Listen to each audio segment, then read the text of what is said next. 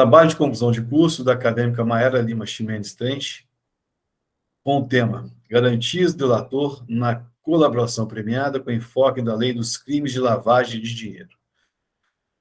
Mayara, quando eu lhe der a palavra, você vai ter 20 minutos para a exposição de seu tema. Tá? Essa banca, além de mim como seu orientador, vai ser composta pelas professoras doutora Ilma Ferreira de Brito, professora doutora Rosalina Alves Nantes. Desde já, faço aqui o registro do meu agradecimento e honra por poder contar com as duas professoras nessa banca, pessoas pelas quais eu tenho maior respeito e admiração, certamente vão colaborar muito, né, para o êxito desse evento tão importante na sua formação acadêmica. Então, Mayara, a partir de agora são 15h06. Você tem a palavra. Pode começar. Olá, boa tarde a todos. Quero cumprimentar a banca, né, doutora Ilma, doutora Rosalina, doutor Sérgio William, né, que me orientou nesse trabalho. Tive também como co-orientador o doutor Arlen, né, que me acompanharam durante a Escola da Magistratura. E fico muito feliz de tê-los aqui hoje também, né, mesmo que o doutor Arlen não esteja presente, por razões alheias à sua vontade. Por que da escolha do tema, né, do trabalho? Eu queria saber, investigar quais as garantias do delator na colaboração premiada, e com enfoque na lei de lavagem de dinheiro. E se a colaboração premiada, ela teria exclusividade do judiciário, da jurisdição. São esses dois tópicos, né, que me motivaram a escrever esse trabalho. Começo dando a fala sobre o que seria violência. A violência, trago esse aspecto do conceito de violência, porque a violência, a organização criminosa, a lavagem de dinheiro, é um tipo de violência, né? Então, a origem da palavra violência é um emprego da força física, ou moral, e por que não violência institucional, né? Que hoje está bastante em voga esse tema, que sofremos, né? E temos também que ressaltar a origem da violência no Brasil. Eu acho que a matéria primordial que explica a criminalidade seria a criminologia, e ela fala muito da precariedade dos espaços públicos, né? Como a ausência do poder público, ele fomenta a criminalidade. Então, o doutrinador até, dentro do próprio trabalho, ele ressalta que, até o Miranda, né? Ele ressalta o Verona também, ele ressalta que a violência, ela nasce da ausência do poder público, né? Uma teoria que corrobora para isso é a teoria da janela quebrada. A criminalidade organizada. A origem da criminalidade organizada. A origem é no cangaço, né? No Nordeste brasileiro, ela tem essa origem da criminalidade organizada, é quando uma parcela da população se revolta, né, com a precariedade, e tem essa origem chamada cangaço, né? E aí eu fico, ao longo do trabalho, a gente vai vendo a organização criminosa, né, tanto de uma parcela da população pobre, como da população que tem o poder aquisitivo e o poder político nas mãos, né? Então, eu sempre atrelo que da organização criminosa ali, da favela, né, o poder paralelo contra o Estado, e a corrupção e o crime organizado, que nasce a lavagem de dinheiro, né, o tráfico também, ele nasce com a precariedade e depois ele toma um outro desvio, né, de poder. E a corrupção e o crime organizado, eles estão bastante atrelados, porque o Estado, ele passa, na verdade, as empresas passam a fomentar, né, o crime. E isso a gente percebe de forma bastante recente, né, conforme a Lava Jato, né, uma série de operações da polícia, né, que corroboram bastante com essa organização. Quais são as características da organização criminosa? Bom, as características da organização criminosa é que ela não tem vítima determinada. Não é um crime de homicídio em que você mata uma pessoa exclusiva. Eu sempre brinco que a organização criminosa, ela mata em massa, né? Porque falta o poder público, por exemplo, no hospital não chega remédio, não chega uma série de consequências devido ao crime organizado. E ela tem infiltração dos agentes, infiltração dos agentes no Estado, ela tem baixa visibilidade de danos, porque eles se movimentam muito rápido, tem uma parcela de pessoas muito influentes que fazem com que não seja rastreada de uma forma simplificada, né? E aí o Estado passa a ter que se mover para poder também punir essas pessoas que cometem esses crimes. Existem umas espécies tradicionais também de organizações criminosas, né? Mas a que está mais em voga hoje é a empresarial, né? A empresarial que está atrelada com a política, né? A legislação brasileira e o enfrentamento do crime organizado. Bom, a lei do tráfico de drogas, ela, já conforme explicado anteriormente, o tráfico de drogas, é um boom da criminalidade, né? E ele começa a se envolver também com criminalidade organizada. Só que a lei 9.638, que é a lei da lavagem de dinheiro, a lei principal da lavagem de dinheiro, lavagem de capitais, ela tinha um rol taxativo. E aí o Estado, como a lavagem de dinheiro, o crime de lavagem, ele se movimenta muito rápido, eles passaram a cometer crimes por outro tipo de crimes, e não do rol taxativo. E aí o Estado pega, né, o Poder Legislativo faz uma alteração através da Lei 12.683 de 2012 e tira esse rol taxativo, justamente para poder punir o maior número de pessoas e aquelas pessoas que estavam cometendo crimes até então não tipificados no rol taxativo. Até tipificado no rol taxativo. Das provas.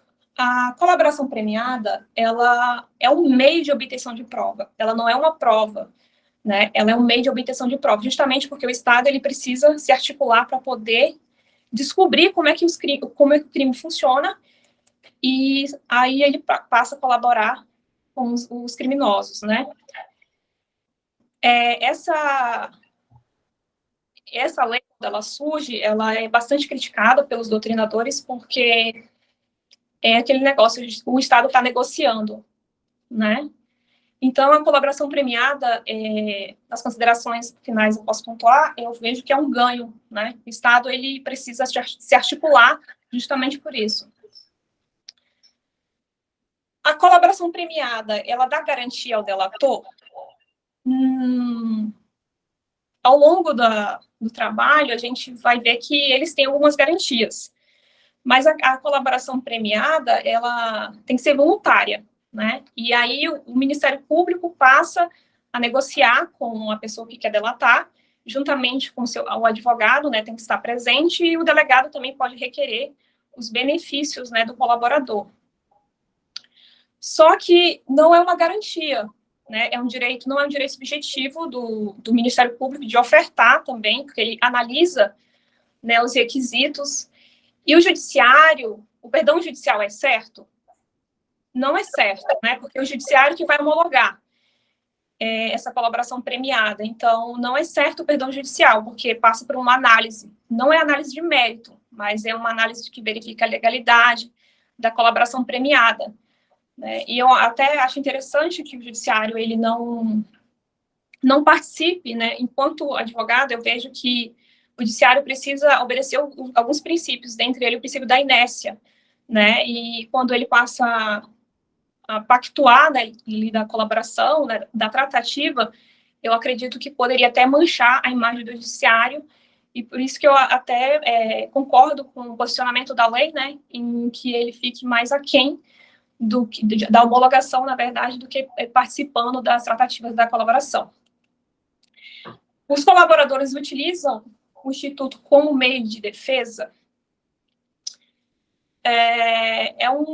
Uma pergunta bastante preciosa, só que o que acontece? Eu acredito que a colaboração premiada é um jogo, né? Onde alguém vai ganhar algum benefício, por isso que ela desperta essa voluntariedade. Talvez não uma voluntariedade de arrependimento, uma voluntariedade de eu vou entregar, mas eu vou ganhar alguma coisa em troca. Então, ela é utilizada assim como um meio de defesa por algumas partes, né? E também com alguns posicionamentos do STF, a gente vai vendo que a colaboração premiada, às vezes até é meio de punir algumas pessoas que não tem nada a ver com a problemática, né? Porque a gente vê muito isso no tráfico de drogas ou quando um preso entra no presídio, né? Que você vai assumir aquilo ali. Então, a colaboração premiada, ela sofreu uma série de entendimentos novos, né? Porque a lei ainda estava um pouco engessada, né? Passo agora a fazer as considerações finais do trabalho. Bom,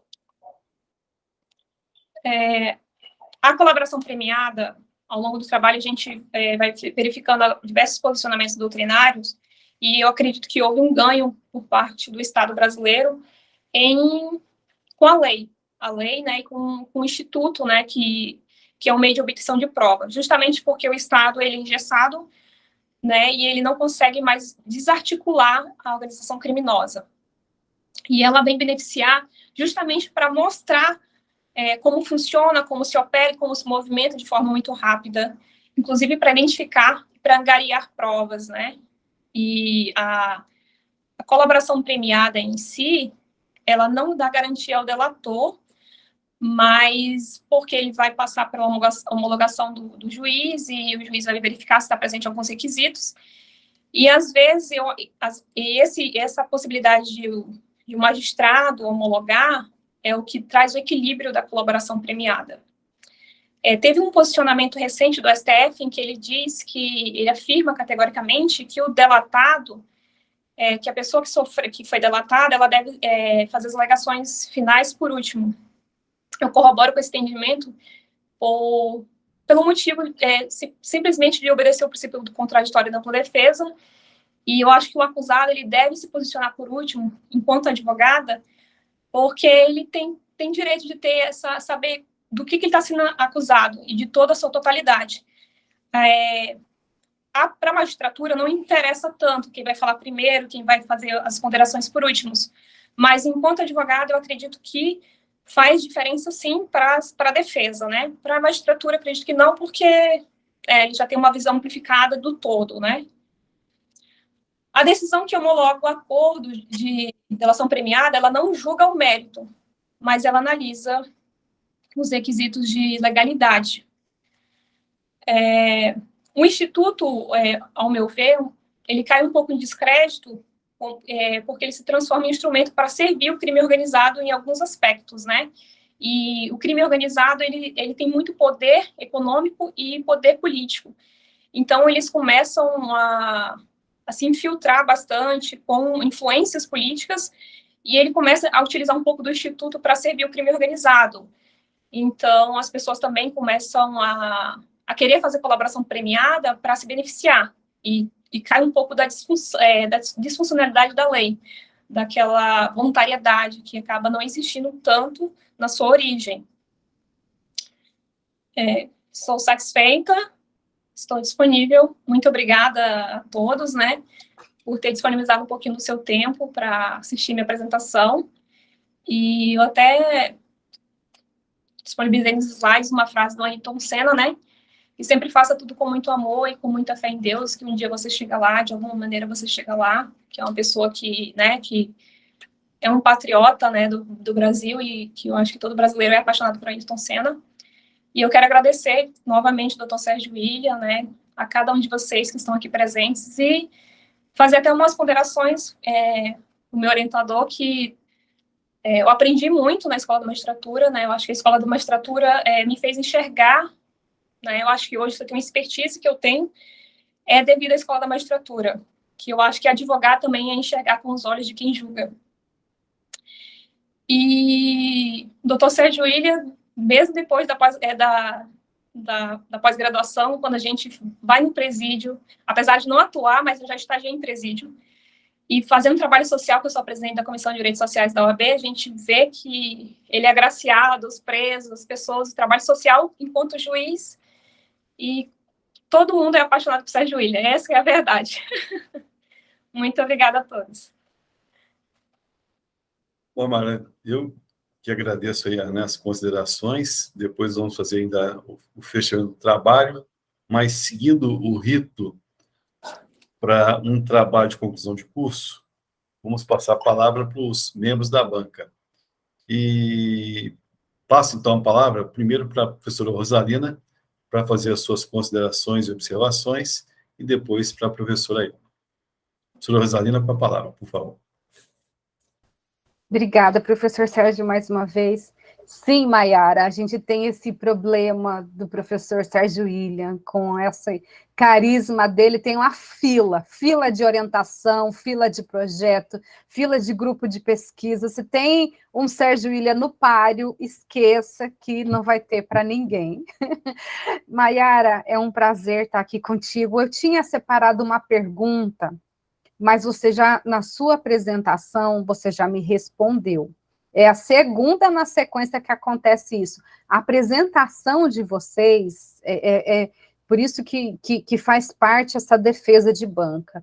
Na sua apresentação, eu consegui ver a Maiara, né? Na tua escrita, eu não vi essa Maiara se posicionando, né? Tipo assim, a delação premiada é uma garantia ou não é uma garantia? É um benefício, não é um benefício? Ela atinge a finalidade ou ela é frágil, né? Porque ela não vincula o magistrado. Então, essas lacunas que eu senti na escrita e lá na consideração final não está claro como está na sua apresentação, eu senti falta, mas você supriu como um todo no seu posicionamento, na sua visão como operadora do direito. Então, complementou justamente a pergunta que eu ia te fazer, porque eu não consegui encontrar ali, então você já respondeu a pergunta que eu tinha nessas lacunas, né? Então, é que eu imagino assim, quando você escreveu lá e entregou,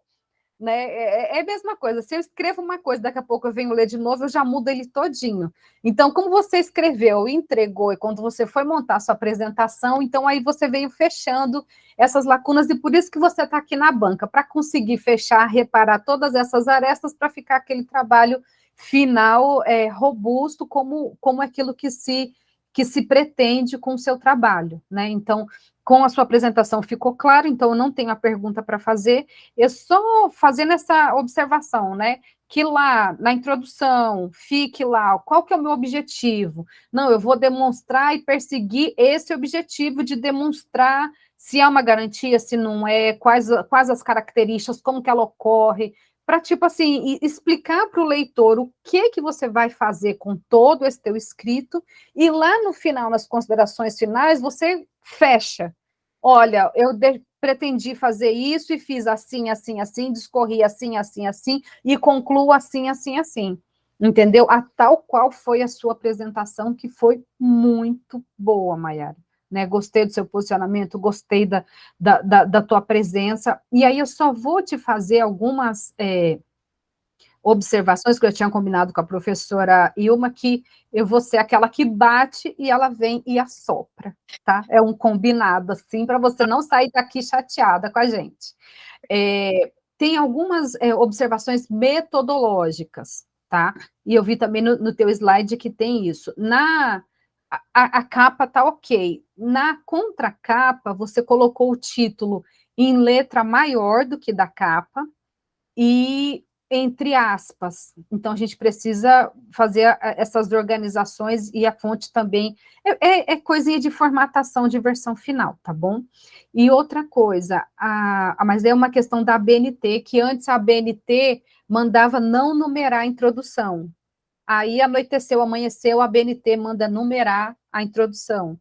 Então, aí você vai colocar o 1 em introdução, tá bom? E aí também não divide mais capítulo tal, capítulo tal. O próprio 1 já é um capítulo, 2 é outro capítulo, então não tem esses destaques. Mas isso aí é a bipolaridade da ABNT, que a gente já está acostumada com essa bipolaridade dela. E as considerações finais, de volta, ela volta a pontuar também, tá? Uma outra coisa, deixa eu ver se é aqui no seu... que eu também não sei se é questão de norma da... sim, aqui na página 12, você adotou o que eu gosto, que é autor-data, né, entre parênteses. E lá na página 12, você colocou uma nota de rodapé que não é explicativa. Você colocou a nota de rodapé e falou que era do artigo. Então, só mantém autor data e tira aquela nota. Deixa a nota explicativa, que eu vi que em outras situações você utiliza perfeitamente, mas como você colocou autor data, então deixa só e coloca, e você colocou o Brasil e o número e o ano da lei, ok, então não precisa colocar em nota de rodapé. Isso aí também é outra confusão, tem gente que gosta, tem gente que não gosta, eu não suporto nota de rodapé, né, eu gosto do sistema autor data e não numérico. E outra coisa também que eu vou te sugerir, quando tem artigo de lei, até mesmo em petição, Maiara, que eu sei que o doutor Sérgio está aí, de repente ele pode me corrigir, mas magistrado tem horror de quem fica citando o artigo, a letra de lei, né? Porque eles operacionalizam, então, e a gente, mas isso é hábito nosso do direito, né? De citar o artigo inteiro. Quer colocar, escreve com as tuas palavras aquilo que está dizendo, né? O magistrado, quando vai ler, ele vai saber, essa aqui ela está falando exatamente o que está no texto da lei, mas não fazer uma citação direta, né? Porque, tipo assim, uma pessoa que não vai ler, que só vai bater o olho, vai falar assim, nossa, mas o que ela trouxe, digamos, se eu fosse uma tacada da vida aqui, que vem só para botar defeito. Vai falar assim, nossa, a Maiara não escreveu nada de novidade, ela só está colocando aqui letra de lei. Enquanto que se você escrevesse indiretamente, lá entre parênteses, colocasse só Brasil e o ano da lei, ia falar assim, nossa, como ela escreve bem e fundamento. Tá entendendo, Maíra? Estou te dando, assim, uns truquinhos da academia, que a academia vê dessa forma, entendeu? Às vezes, a gente comentava, né, a Ilma e o professor Sérgio, que às vezes tem examinador que vem só para botar defeito. Né? Então, às vezes, vem e já fala, nossa, mas eu já participei de banca que fala assim, que novidade que você trouxe? Se eu for ler o seu trabalho, o que tiver escrito aí, eu vejo em qualquer outro lugar, eu não vou ler o seu trabalho. Né? Então, eu estou te dando essa dica, porque hoje você está aqui com uma banca que é uma banca maravilhosa, pelo menos eu sou fã de carteirinha do professor Sérgio e da professora Ilma. Mas se de repente você vai encarar uma banca que é uma carne de pescoço, que já vem ali de mal com a vida, então vem botando esses defeitos assim, então eu venho te dando dica assim para te proteger do que te espera aí pela frente. De repente você vai para uma seleção de mestrado ou de um doutorado e você já toma uma pancada e você fala assim, poxa, por que eles não me alertaram disso? Tá bom? Então aqui é só um toque para ti, que quando tiver os artigos, transforma, né? Hoje em dia tem até aplicativo que você joga lá, ele escreve com palavra diferente e você já sai do copia-cola, né? E já dá uma enriquecida no seu texto. No mais, querida, só isso. Obrigada, gostei muito de ti. E obrigada, professor Sérgio, obrigada, professora Ilma, por mais essa oportunidade de estar aqui junto com vocês. Nós que agradecemos aqui. Não houve pergunta oficialmente, né, só as considerações, então eu sugiro que você, Mayara, anote todas as observações e faça até essas correções antes da entrega do trabalho final, tá? Que são muito importantes. Com a palavra, professora Ilma. Obrigada, doutor Sérgio. É isso mesmo, tá? Para a gente, a professora Rosalina falou muito bem, né? Estar com o doutor Sérgio é pegar uma fila enorme, tá, Maiara? É um monte de gente querendo estar com ele, né, professora? E a professora Rosalina é uma grata presença conosco. Eu a conheci tem pouco tempo, mas também já tenho uma grande admiração. A professora Rosalina, ela tem um humor diário maravilhoso. É muito bom chegar perto dela todos os dias, né? E assim, independente do horário que você encontra a professora, ela está sempre com esse sorrisão. Aí, é muito bom mesmo. Maiara, parabéns, que bom que você chegou aqui, que você finalizou o seu trabalho, parabéns para você, né? A gente sabe que o esforço é da aluna, sob a luz do orientador, então parabéns para você e parabéns para o seu orientador. Eu não sou da área do direito, sabe, Maiara? Mas eu fico sempre refletindo sobre algumas coisas, né? Essa questão da delação, isso não é nenhuma pergunta, né? Na verdade, era a minha percepção também não sou do direito penal, mas quando se falava em delação. Delação tinha a ver para mim com X9. Cara, o cara fez isso o tempo todo com um amigo ali, o coleguinha, depois vai lá, né, e entrega. É como eu te disse, eu não sou do direito, né? Aí a professora Rosalina trouxe uma coisa importante. Quem vai ler o teu trabalho não necessariamente será do direito, né? E pode ter curiosos como eu que queiram ler, e aí é necessário, de fato, fazer essa tradução, essa simplificação, essa explicação para o leitor, tá? E eu estou falando assim, como eu sou leiga no assunto, né? É importante que, quando a gente escreve pensando, né, em quão plural é o público que poderá fazer a leitura do teu trabalho.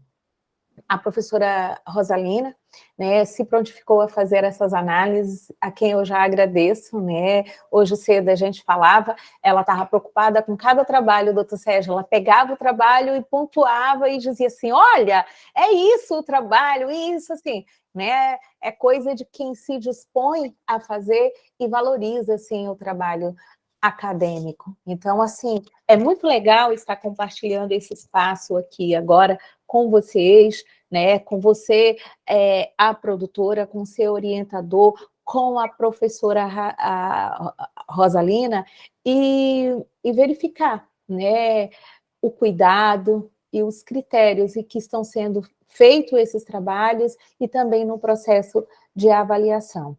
Do mais, é parabenizar mesmo e agradecer pela oportunidade, tá? Espero encontrá-la em breve, em outras situações, né, doutor Sérgio? Não é, professora Rosalina? Né? Tem aí o mestrado, né? Em outra vai querer oportunidade. que crie sala para debater a nota? Agora Então, Isso. Vamos, né? Como não houve pergunta oficial também, né? Foram só as observações da professora Ilma. Nós vamos fazer, então, agora o intervalo, você vai aguardar, vamos nos reunir numa sala ao lado, depois nós voltamos para as considerações finais. Ok? perfeito. Mônica, por favor. Vai fazer outra sala ou a gente faz uma chamada de vídeo? Vai, Qualquer coisa eu eu ligo. vou criar a sala aqui, já vou, Ah, tá. vou providenciar aqui.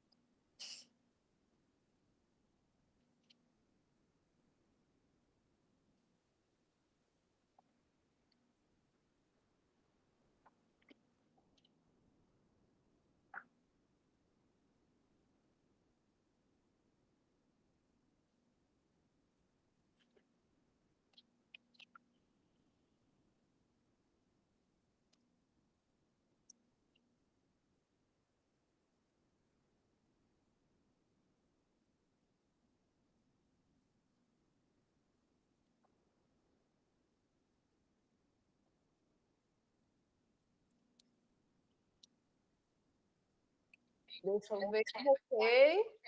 Vou mandar aqui no teu WhatsApp.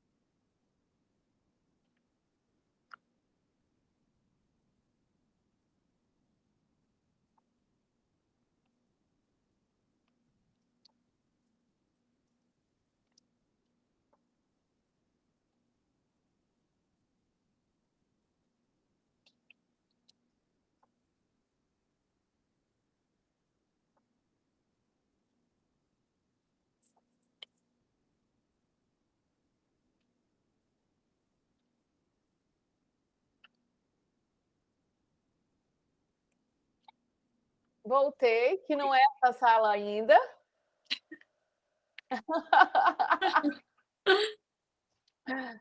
Espera, eu vou.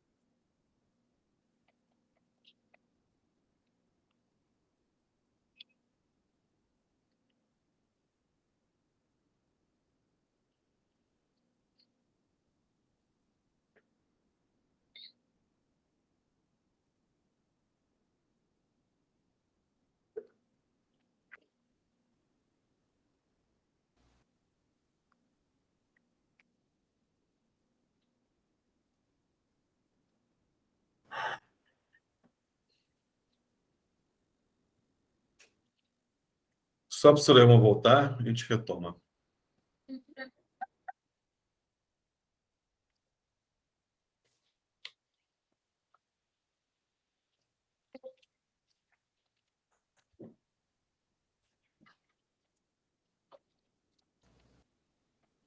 Bom, então, retomando os trabalhos aqui, Mayara, você fez a sua apresentação e nós nos reunimos após a sua apresentação com aquelas observações que foram feitas durante as discussões, né? Você fazer aquelas correções dadas, o seu trabalho final foi aprovado, uma média 9,5, tá? Então, muito bom. Você pode comemorar o seu resultado. Muito obrigada.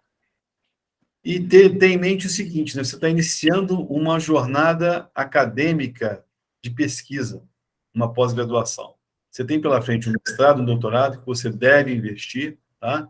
E cada etapa é um rito de passagem. Então, você fez aqui agora, que você aprendeu aqui agora, que vivenciou, vai lhe servir muito para as próximas etapas. Evidente que cada nível que você sobe, a exigência vai ser um pouquinho maior, né? Até chegar num doutorado, onde você vai ter um rigor máximo de exigência, mas certamente a data de hoje já é um grande aprendizado para essa sua etapa futura. Você tem todo o potencial, né? Jovem, então nós só temos a desejar a você todo o sucesso, toda a sorte, toda a felicidade do mundo, tá bom? Você pode fazer as suas considerações, depois eu passo a palavra para as professoras Ilma e Rosalina. Eu quero agradecer a cada um de vocês, né, meu orientador, a doutora Ilma, a doutora Rosalina, que não conheço, assim, não tive uma história antecedente, né, mas já me conectei, né, que é a primeira impressão, eu corroboro do seu entendimento, né, anterior sobre o posicionamento de bancas, né, e dizer que estou muito feliz de ter finalizado um ciclo, né, que a Emeron é um ciclo maravilhoso. Eu acho que todo operador de direito deveria passar pela Escola da Magistratura. Eu acho que agrega muito na carreira de qualquer operador, né, seja lá DPE, MP, é um outro olhar, né, advogar, né, é enxergar também com os olhos de quem julga, e eu acho que isso faz muita diferença entre vários advogados. Eu sempre sou perguntada, mas como é que você conseguiu isso, né? E eu sempre falo que é graças à Escola da Magistratura. E eu estou muito feliz, eu quero que a escola perdure por muitos anos, né? Eu acho que o Estado ganha com a Escola da Magistratura. E dizer e agradecer a Rosalina, a Ilma, acho que vocês são pessoas maravilhosas, só pelo que vocês já falam, né? Um pouco do que a gente conhece um pouco, né? Das pessoas, pelo que elas falam.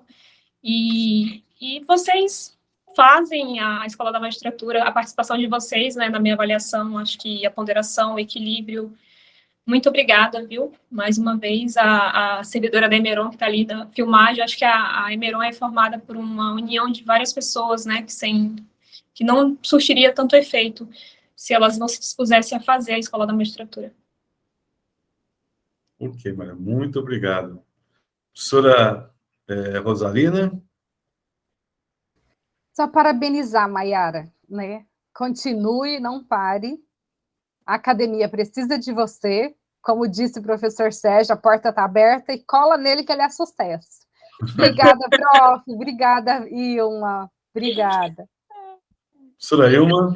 Só agradecimento também, né? Quando a gente vê um aluno, e isso é assim, independente da fase, concluindo um ciclo, fechando uma etapa, e a gente vê esses brilhos, esse brilho assim no olho, né? A gente já diz assim, valeu a pena, né, doutor Sérgio? Então, só gratidão. Muito obrigada, Maiara. Muito obrigada, doutor Sérgio. Obrigada, professora Rosalina e a Moniquinha, que está aí dando o nosso apoio. Gente, Obrigada a momento, todos. boa tarde a todos. Eu vou encerrar a gravação, tá? Agradeço a participação de todos. Obrigada. Muito obrigado. Grande abraço a todos aí.